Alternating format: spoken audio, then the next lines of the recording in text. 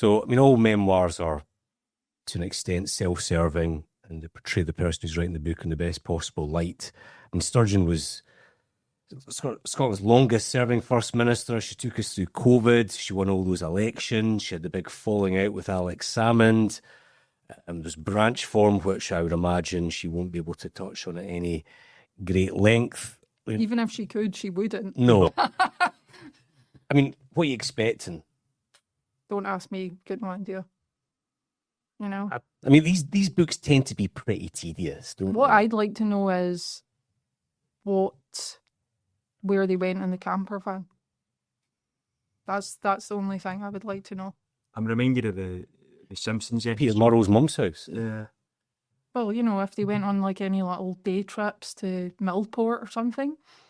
I don't know. I'm hoping for, some juicier lines than that. I mean, I guess what I would like is that there's this narrative developing amongst supporters of Alex Salmond that he was harshly treated, he's the victim of a conspiracy, that a bunch of women got together to do him down.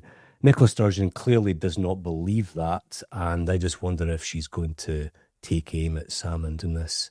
I think she's probably going to address Salmond, if we think of the main things that have happened in Nicola Sturgeon's sort of time, particularly as First Minister, it's been this fallout with Salmond and laterally Operation Branchform. She can't talk about Branchform. So the majority, like the biggest thing is, her relationship with Salmond and that whole relationship breakdown. So I imagine she is going to address it. And I feel like she's pulled her punches on Salmond. Obviously, he died, and you have to be respectful. But you don't really have to be respectful. Well, I mean, okay, you don't have to be, but she chose to be, and maybe she was just keeping her powder dry for her book. Mm-hmm. But I sense that she's got a lot to say about Salmond.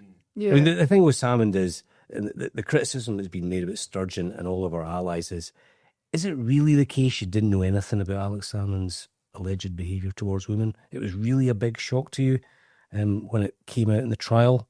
I mean, if it was a shock to her, she must have been looking the other way very, very strongly, because it wasn't a shock to anyone else who worked in that parliament or was around Scottish politics. Well, exactly. I think the thing about this book is, I mean, they say all political careers end in failure, don't they?